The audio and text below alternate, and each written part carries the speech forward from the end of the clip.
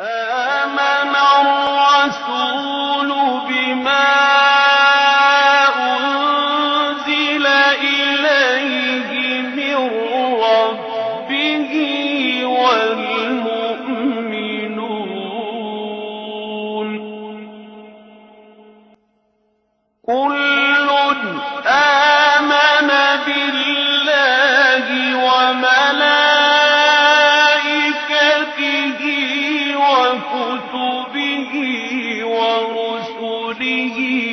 لا نفرق بين أحد من رسله وقالوا سمعنا وأطعنا غفرانك ربنا وإليك المصير لا يكلف الله نفسا إلا وسعها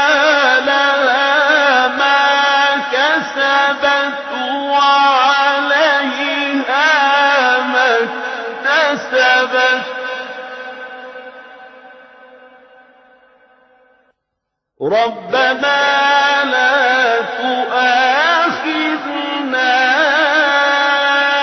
إن نسينا أو أخطأنا ربنا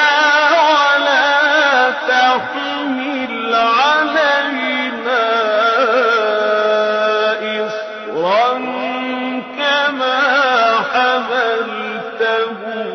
على الذين من